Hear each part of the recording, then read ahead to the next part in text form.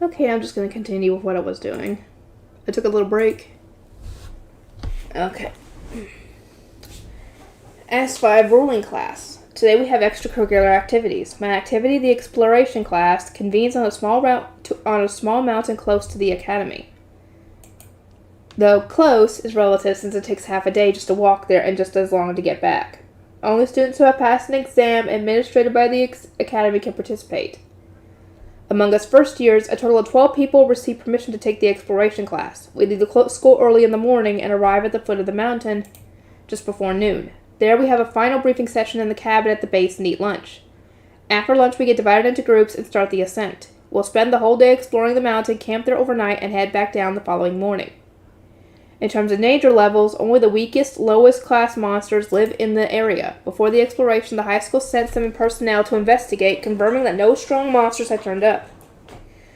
Even weak monsters sometimes evolve and become strong, so apparently they check before each lesson. There are several objectives for these outings. To learn basic survival skills, to experience an environment inhabited by actual monsters, to collect medicinal herbs, and gain more knowledge about mountains. The overall goal is to accumulate all these experiences. Ideally, we're supposed to do that by remaining safe throughout the trip. There's even a penalty if anyone tries to confront monsters directly. If you are attacked, you can gain points based on how you deal with it, but going out of your way to attack monsters is strictly forbidden, of course. The class is divided into parties, each consisting of 4 students and 1 teacher. The makeup of these parties is decided by lots, and unless there's a major balance issue, there's no switching places. Unfortunately, Sue, Katya, and Yuri ended up on separate teams from me. Even more unfortunate, I'm on the same team as Hugo. Oh god. Our party consists of myself, Hugo, Misoka, aka Philmos, and Parton, a knight's son. The teacher in charge is Professor Oriza, whatever, our magic instructor. Parton and I are more than just acquaintances, but we don't quite have a proper friendship. Parton's father was a former baron, but he worked his way up to the peerage rank of count through his military accomplishments. He also trained his son quite rigorously, so Parton specializes in physical basic skills. His strength is also on the higher end in our grade. Apparently, that's still not enough to satisfy him, so he devotes himself very seriously to daily training. He tends to act very deferential toward me, so while we talk sometimes, I don't think we're particularly close. Professor Ariza is a middle-aged magic teacher. He seems fairly unmotivated compared with the rest of the other teachers. That he's only here because his job is pretty transparent. Clearly, he's not a fan of dealing with trouble, so when Hugo and I were assigned to his party, he made no effort to disguise his irritation. It seems like the fact that Hugo despises me is common knowledge.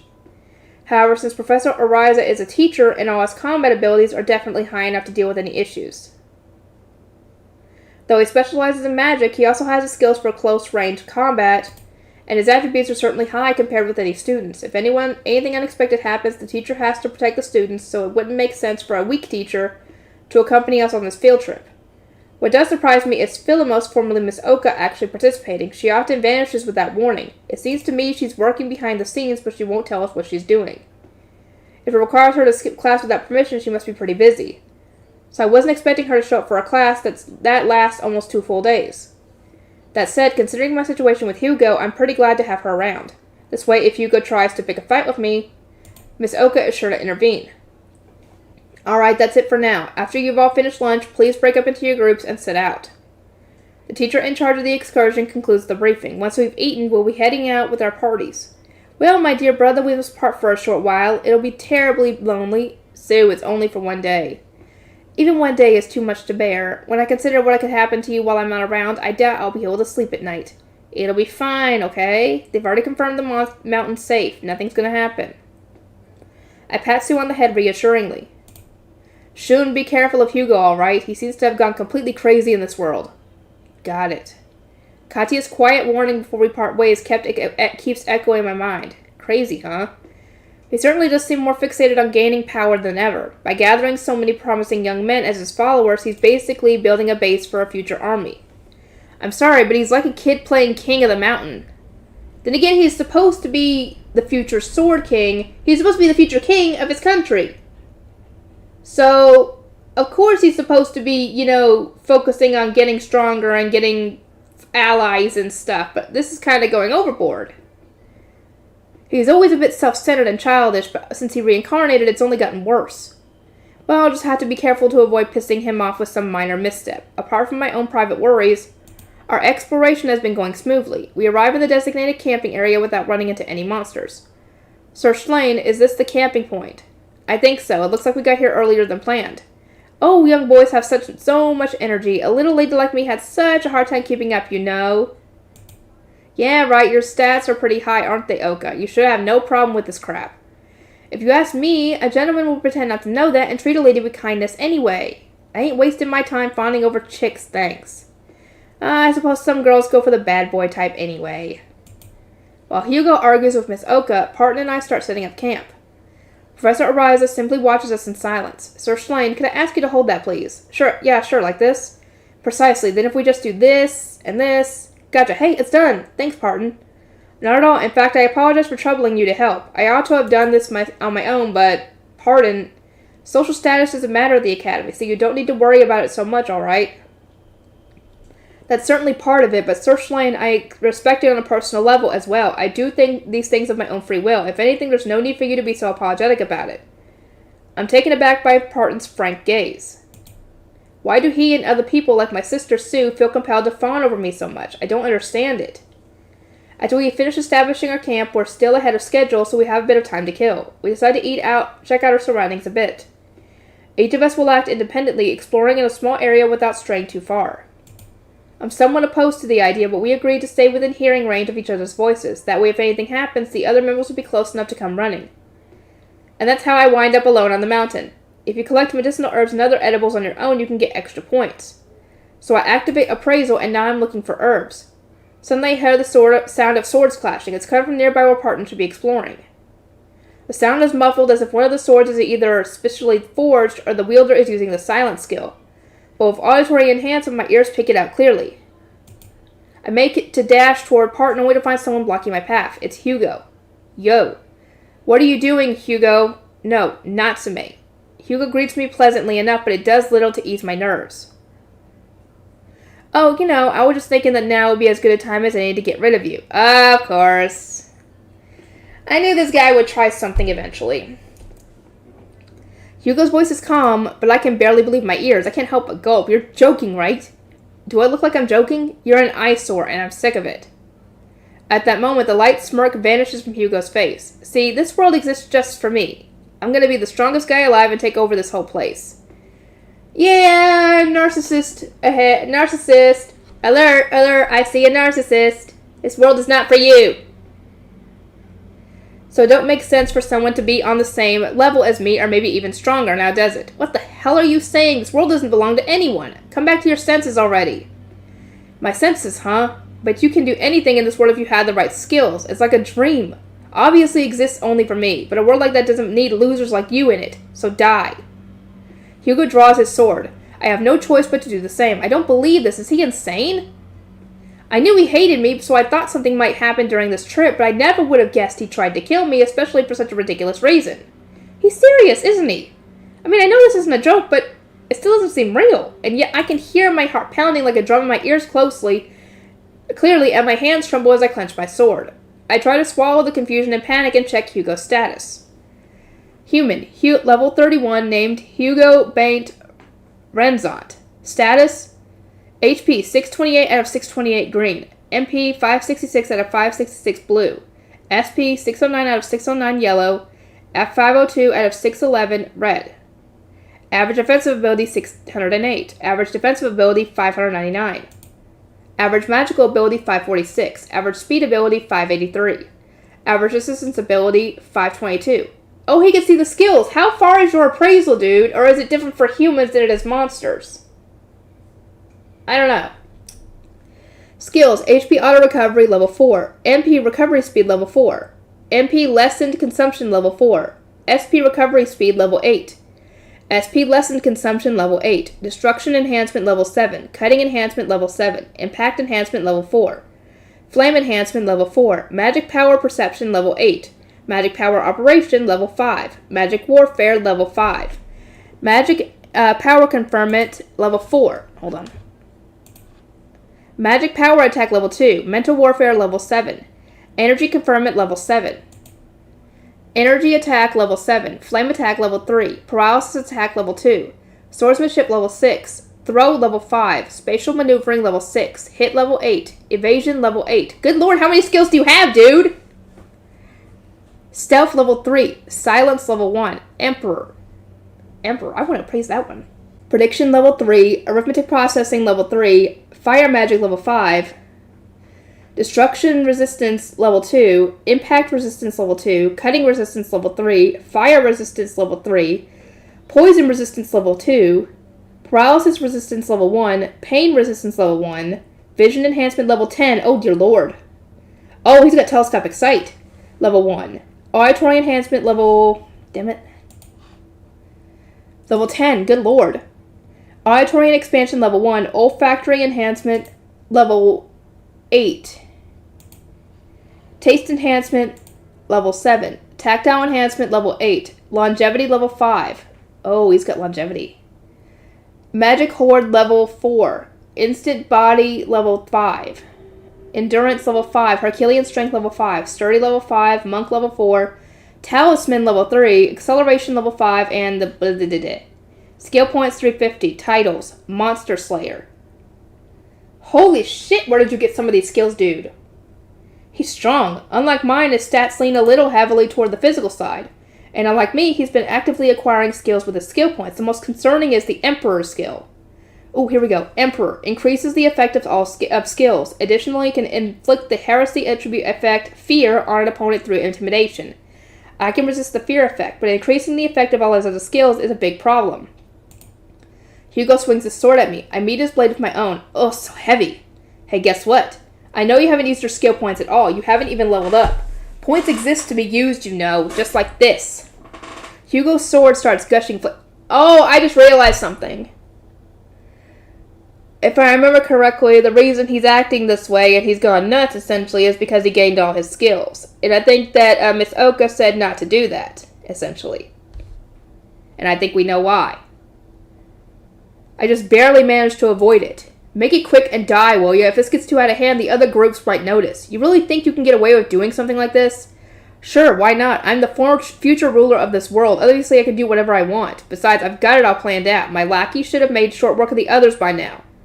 Once I finish you off, we'll just release the monsters we brought along. Strong ones that wouldn't normally show up around here. Then we'll just say they suddenly appeared and devoured a bunch of poor students and teachers. Get it? And then I defeated them and survived. You don't think anyone will suspect you would have a half-baked plan like that? Who will? What are they going to say? This ain't Japan, you know. I'm the future Sword King. Who would dare speak against me just because something's a little fishy? You think they want to start an international incident? Yeah, right. That's how things work here. There's no goody-goody justice system to stop me. His words shock me. He doesn't think like a Japanese person at all anymore. And he's accepted that like it's totally natural. See ya. Don't worry. I'll remember you in some tiny fraction of my memories. His sword gathers huge flames as it swings downward. However, it doesn't reach me. Hugo's body is suddenly blown back. Natsume, you've gone way too far. Thank you. A cold, intimidating tone with no trace of the usual drawl. An overwhelming presence unsuited to such a tiny elf. Miss Oka. Your plans failed, Natsume. All your subordinates have been arrested, and I took the liberty of disposing of the monsters you brought. What? It seems you were so preoccupied with Shun that you wrote me off far too lightly. I'm sorry, but I can't let your little rampage go unchecked anymore. Thank goodness he's got some backup. Our teacher walks over to the fallen Hugo. He tries launching a surprise attack at her, but, something invisible knocks him back down to the ground. It must be the same force that blew him away a moment ago. I'm guessing it's some kind of wind magic. Miss Oka's hand grasps the top of Hugo's head. Then I sense the flow of magic power. She seems to have cast some kind of spell on him. Activate ruler's authority. Activating ruler exclusive skill at the ruler's request. Consent to activation. Consent granted. A flat voice emerges from Hugo's mouth. It doesn't sound like him. Is she hypnotizing him using forbidden heretic magic? My surprise doesn't end there. In fact, that's only the beginning. Before my eyes, appraisal shows Hugo's stats rapidly decreasing. On top of that, his skills are disappearing. In a matter of seconds, all of Hugo's skills are gone except for the mysterious one with the garbled letters. What? What did you do to me? Hugo bellows as soon as he returns to his senses. I lowered your stats and revoked your skills. Huh? That's impossible. Shun, what does appraisal say? Just as you said, ma'am. All his stats have dropped to 30. Plus his skills are gone. What? How? This world does not belong to you. I would strongly advise you to reflect on your actions and start trying to live a normal life. Nothing good will come of you acquiring skills and getting stronger anyway. Hugo is absolutely dumbfounded. I'm confused too.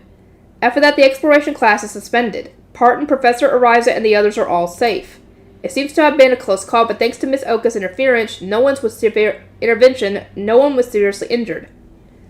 All of Hugo's minions who attempted to attack people were captured. However, none of them would admit to their connection with Hugo, and he cut ties with them as well.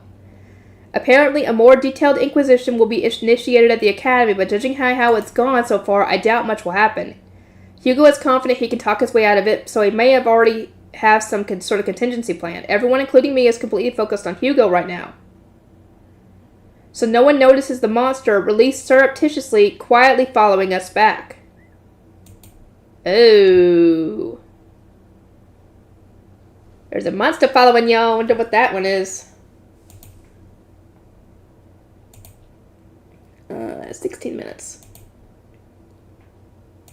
I could have swore that the attack by the other dragon happens before this. Doesn't it? In the show anyway? Or at least, maybe they don't show it maybe they show it out of order. Or, I don't know. Or maybe that's something they don't have in the books? I don't know. Anyway, 8, Wisdom. Perseverance, 500, and the power to reach godhood. Enables acquisition of browsing level 1 information regarding anything in the user's range of perception. In addition, the user will gain the ability to surpass the W system and interfere with the MA field.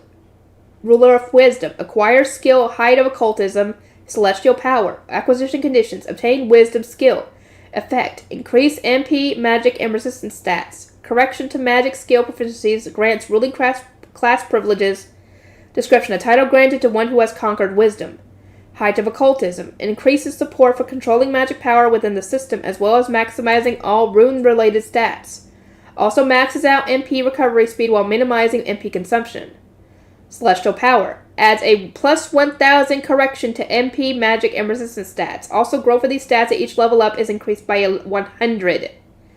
Not long ago, I would have thought those were crazy good. Well, to be honest, I still think that, but that doesn't feel like something to celebrate.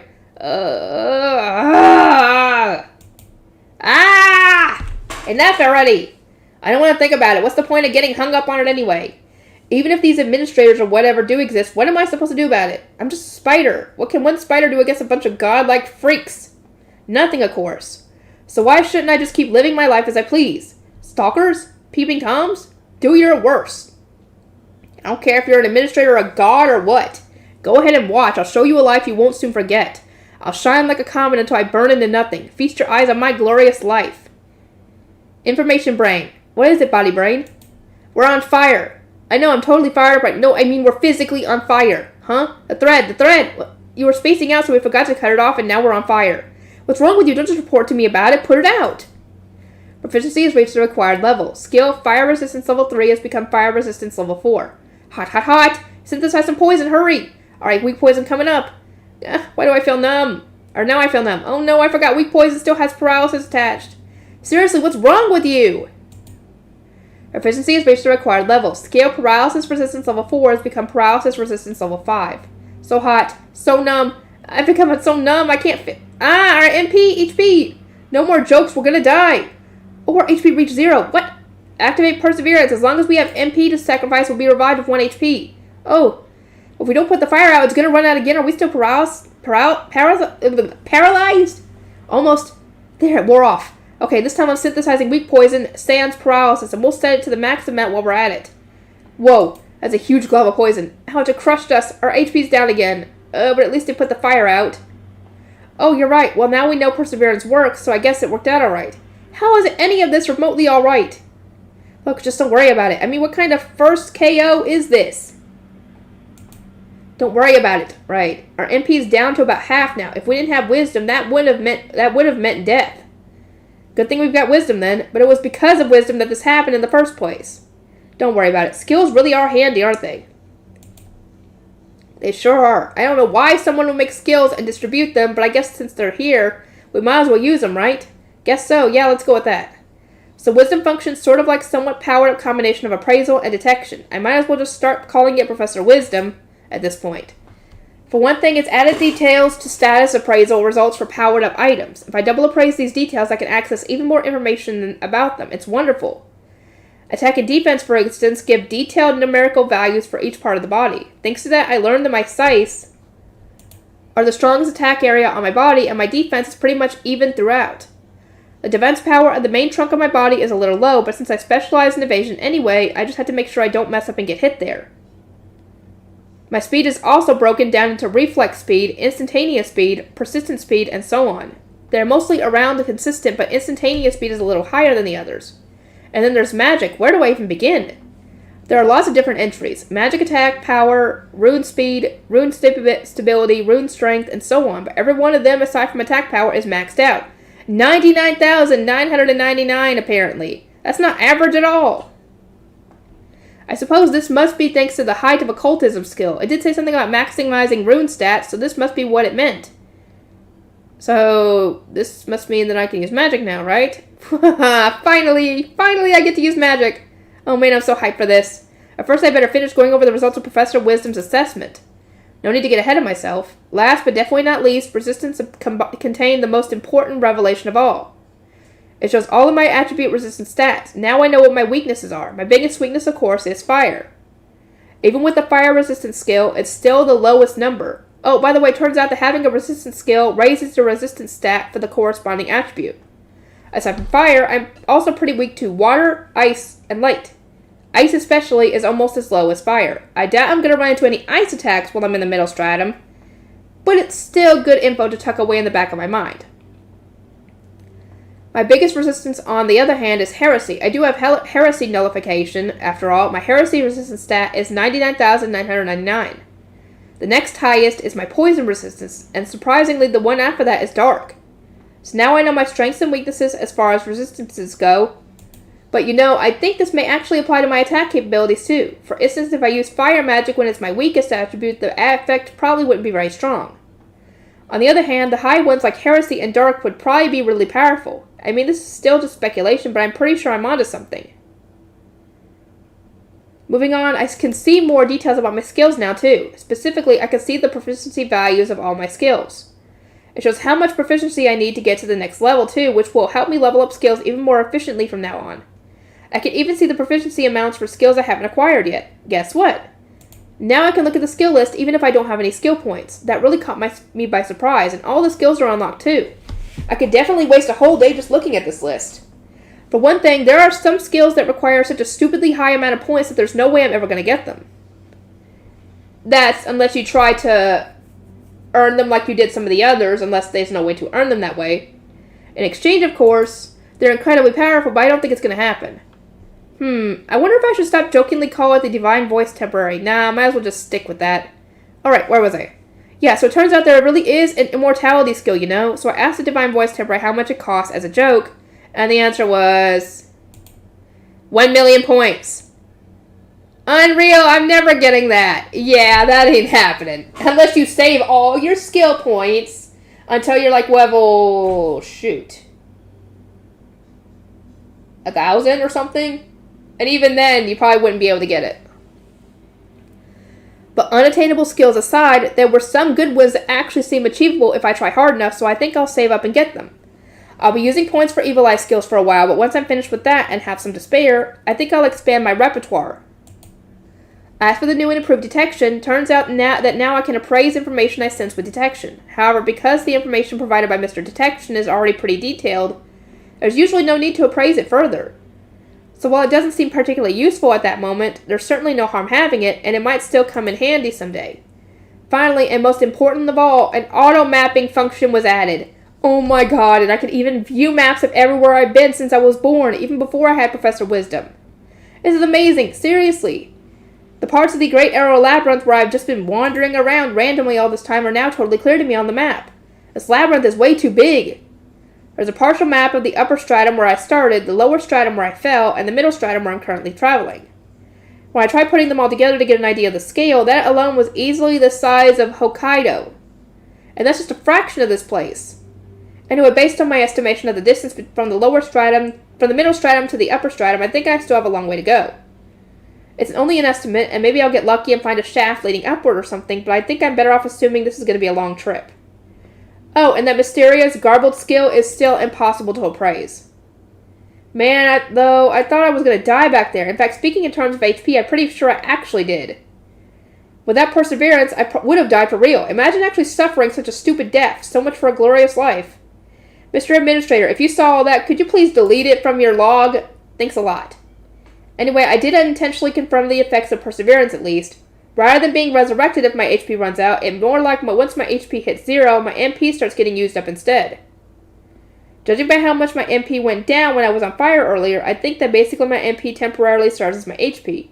So whatever damage that would have affected my HP gets subtracted from my MP instead. It's sort of like my HP and MP are stuck together.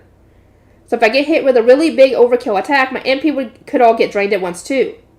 But thanks to Celestial Power, my MP is crazy high now, so I guess I've actually become quite tough. However, since I also have to use MP for its original purpose, it's probably better to only think of that as an emergency insurance. So, thanks to Celestial Power, my magic stats are all crazy high now. It'd be a waste not to use it, right? That's where Height of Occultism comes in. Oh, yes. The skill is like the ultimate version of magic power operation, the skill I've wanted for so long, the last piece of the puzzle that is using magic. Wonderful. On top of that, it's a package deal that includes all kinds of convenient MP-related skills. What a bargain. If you act now, thanks to our friend Professor Wisdom, you can even get it absolutely free. How can that be? Don't worry, we've already put it in your cart and purchased it for you. Congratulations to me. So yeah, Height of Occultism, this skill is seriously crazy. It's like I've got maxed out versions of magic power operations, MP recovery speed, and MP reduced consumption all at once. My MP, which was down to half after I effectively died a little while ago, is already fully recovered. It recovers at a rate of 2 or 3 points per second, so it only took about 10 minutes. Can you believe that? It's like an all-you-can-use MP buffet, and since I have MP less than consumption, it should go down way more slowly when it's not being used for perseverance. As long as I don't mess anything up majorly, I can pretty much use it for as often as I want. Like I can keep Evil Eye activated all the time, and it recovers so fast it's like it doesn't use any MP at all. That being the case, I might as well leave it on non-stop, so now that the stage is set, I definitely want to use magic for real. But I still don't know how. At least I didn't until now. Yes, I finally learned how to use magic. Once again, this discovery was made possible by Professor Wisdom, which came with a new search feature. It's no spoogle, mind you, but if you look up a word related to the skill system, it'll display an explanation. Guess I finally have a user manual, kinda. Better late than never, right? And so I researched how to use magic. According to the search, there are several steps you have to complete in order to use magic. First, you have to recognize magic power. This corresponds to the so-called magic power perception skill. If you can't sense the existence of magic power, you can't use it as fuel to activate any magic spells. So it's a major building block in the whole process. Thanks to Professor Wisdom, I've got magic power perception on lock. Next, you have to manipulate that magic power. You picture the magic power inside as a dense liquid, then you will that liquid to move as you desire. In essence, this is magic power operation. It's even better if you can move it quickly or in complicated patterns. Usually you'd go through lots of training and gradually learn how to manage it, but thanks to Height of Occultism, I can manipulate mine however I want. Then comes constructing the rune. Each variety of magic has its own set, so you choose the corresponding rune, which is then automatically formed for you. Once it's constructed, you picture it sort of like a pipe, I guess. The construction speed also varies based on your stats. Again, since all my rune stacks are maxed out, the rune gets generated the instant I select it. Seriously, it's like I'm using a cheat code. Finally, you pour some magic power into the completed rune and the magic is complete. It sort of feels like liquid flowing through a pipe. When the liquid reaches the end, it finally becomes a phenomenon that affects the physical world. At that point, if you increase the amount of liquid flowing into the pipe, the attack power of the magic increases, and if you increase the speed, it shortens the amount of time it takes to activate. However, that also applies an extra load to the pipe. Depending on its thickness, there's a limit to the amount of liquid the pipe can hold at a given moment. Therefore, it has to be made sturdily or it can burst under the pressure. If that happens, the rune can't bear the load, so the spell might misfire or even backfire. More advanced magic has longer and more complicated runes, so the chances of accidents become higher. To stabilize the rune, you have to build a bigger, stouter pipe. This is no problem for me either, thanks to Height of Occultism. You have to go through this whole process just to activate a single spell. But here's the thing. Since I have Height of Occultism, I don't have to bother worrying about any of that junk. I can operate my magic power as easily as I move my body, and as soon as I select a spell, an optimal rune is forged instantly. I can activate magic as easily as pouring water into a glass. Since there aren't any monsters handy at the moment, let's try out a spell with easy to test results. Guess I'll start with the level 2 poison magic spell, Poison Shot. Heretic magic is no good without a target, and frankly, shadow magic doesn't seem like it'd be that impressive. As for abyss magic, yeah, I felt like it's a tad too advanced for my first try. Alright, here goes. Construct rune, fill it with magic power, Poison Shot, activate. Almost instantly, something black and round appears before my eyes and streaks forward. Oh, whoa! It was so easy, it was almost anticlimactic. But still, I used magic. Awesome, I'm kinda moved. Poison Shot doesn't seem very powerful, though. It doesn't utilize my deadly spider poison after all. Apparently, instead of using my poison, this poison magic spell generates and fires its own. As opposed to my deadly spider poison, it employs a blend developed exclusively for this spell. Yet even with my crazy magic attack power, it still isn't as strong as my deadly spider poison. If I use more magic power, I can make it stronger, but in that case, I'm better off just using poison synthesis. So even though I have this magic, it might not come in handy very often. Well, next up, I'll test out the level 1 poison magic spell, Poison Touch. It's supposed to be a spell that causes poison damage to anything you touch, but I should have known there'd be a catch. At first I thought it was pretty strong for a level 1 spell, but go figure, it also hurts me. It's another suicide bomber technique. Is it just me, or do I have way too many of those? It might be handy for deliberately raising my own resistance, but otherwise I'm not going to use it. Oh, but what if I combine it with the level 3 spell, Poison Resist? Poison Resist is a spell that temporarily increases your poison resistance, so if I use them both at once, I might be able to use Poison Touch. Still, since I have poison synthesis, there's no real reason to do that. Why would I go out of my way to activate this sad, weak, self-destructive power? Since it's so ineffective, it wouldn't even help much with proficiency. I could probably still find a use for Poison Shot, but Poison Touch seems totally worthless. Next, I'll try out Shadow Magic. It's, well, yeah, pretty unimpressive. I could probably make some great Shadow Puppets now, but that's about it. I can't test Heretic Magic without a target, so I'll have to try it next time I run into a monster. Although, since it's a kind of mental attack, I don't know if I'll be able to tell whether it's working just by looking. Lastly, there's the final boss lurking in the back, Abyss Magic. The thought of trying this makes my heart pound for various reasons. I mean, it's gotta be pretty crazy, right? When I got Professor Wisdom, I tried appraising it one more time, but the description was unchanged. I still have no idea what the spells actually do. Obviously, it's some kind of advanced dark magic, but that's pretty much all I know. It could be a real powerful asset if I learned how to use it, but not knowing what it might pop out is pretty disturbing. Thanks to Height of Occultism, I'm not too worried about failing, but it still scares me. However, out of all the magic skills I have, this is the most magical-seeming magic of all. I mean, it's got that sinister, dark arts kind of ring to it. How could I not get excited? Alright, let's start by trying the level 1 spell, Hellgate. Here goes, Construct Rune. Huh? Wait a second. Even with Height of Occultism, I still can't control it? Why is this construction so ridiculously difficult? Oh, I can't do it! A stupid rune slipped out of my control and fell apart while it was still being formed. Like, how could that happen? Height of Occultism is supposed to be the best magic skill there is, just like the name implies. And even with that skill, I still can't do it. If it won't work for me, then how could anyone in the world use Abyss Magic? If this is hard to construct, what kind of crazy effects does it have? What's the point if even the level 1 spell is too hard for anyone to do? So if you use the level 10 spell, Hell of Treachery, would it even end the world or what? I'm sure that's not the case, right? It can't be. Right? Well, if the level 1 spell was this hard, I guess I'd never be able to use the higher ones anyway. No, wait, I can't give up so easily. Sure, it was hard, but I only just started using magic. I'm still a beginner.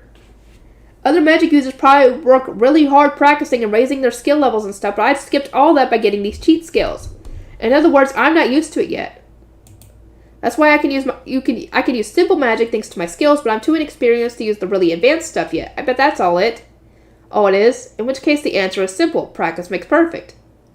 So hey, body brain. Hey, information brain. I know what you're getting at, but... Oh, good, you already know? What are we gonna do about information if you do that, though? I don't know, can't you pick up my slack a little? In theory, sure. But if I'm doing twice the work, I probably won't be as inefficient. Proficiency has reached the required level. Skill, Parallel Minds, level 1 has become Parallel Minds, level 2. Wow, perfect timing. Hello, me number 3. Hello, don't worry, I heard everything. Now that I'm here, it'll be fine. Great, alright, number 3, you're going to be a magic brain. Okay, I'm on it. So if Parallel Minds leveled up, I can have 3 different minds work going at once. The body brain and information brain will stay the same, and the new magic brain will practice magic, focus on abyss magic as we go. Thanks to the Ruler of Wisdom title, my magic proficiency should improve easily, meaning that if I level up Poison Magic and Shadow Magic too, they should be useful eventually. On top of that, if we're in battle, the Magic Brain can independently assist with magic. Poison Shot doesn't have much going for it on its own, but if we used in cooperation with the Body Brain, its utility value will skyrocket big time. It can be used for all sorts of things like diversions or sudden attacks, and Information Brain's role in assessing the situation is important too. We're like the Holy Trinity here. Or Unholy Trinity, actually.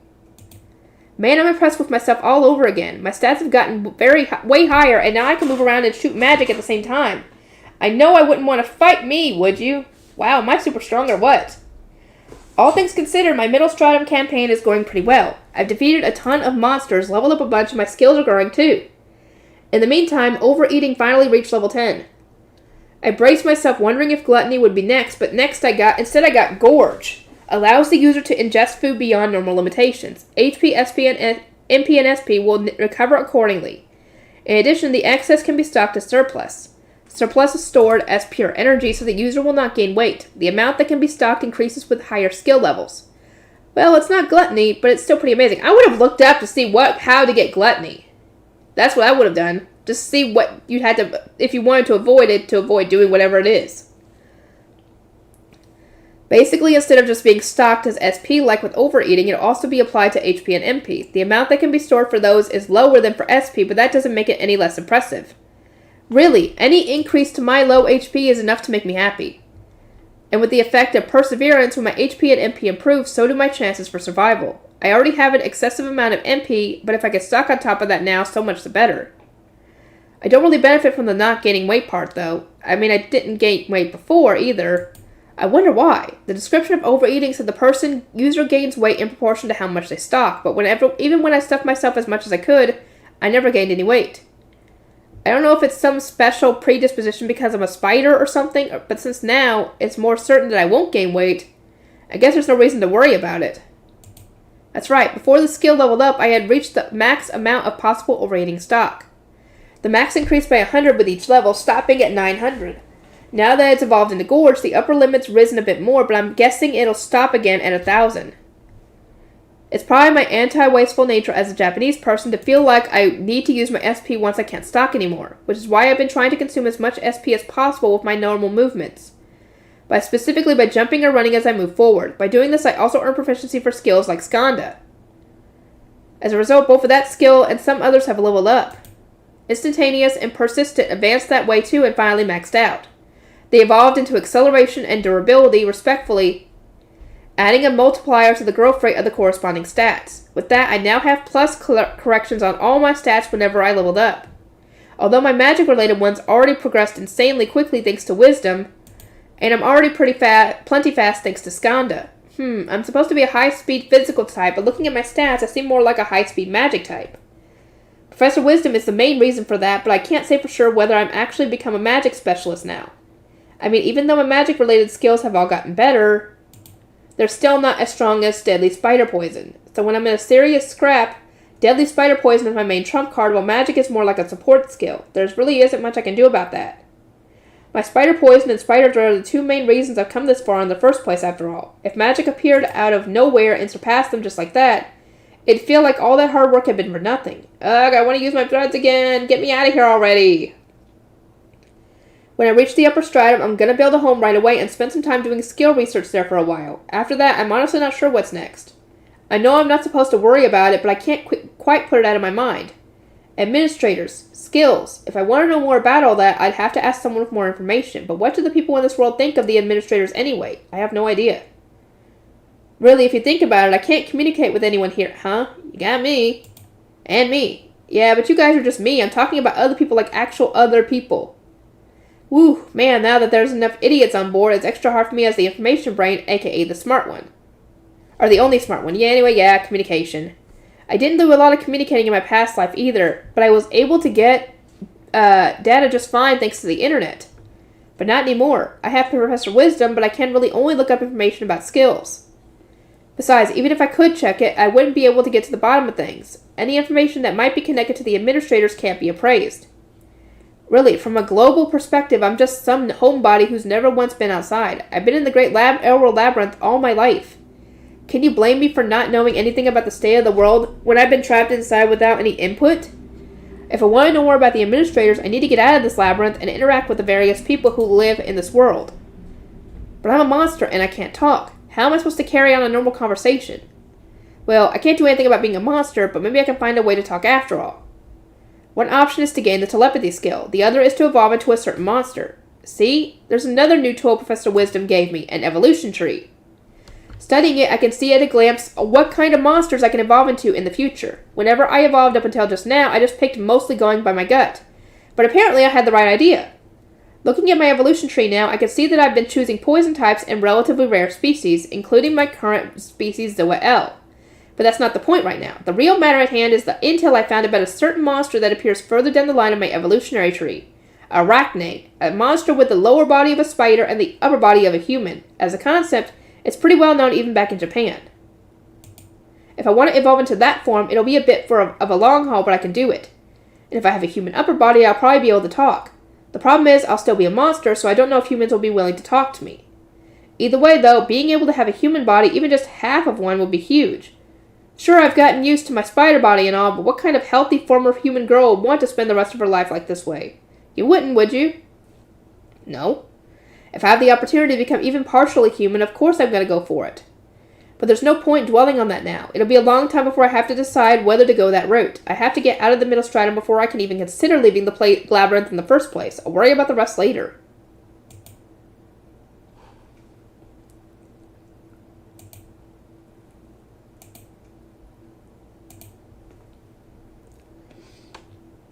Okay, I think I'm going to end this one off here. Hopefully the next one will be the last one. I'm not too sure. But I will see you guys in the next video.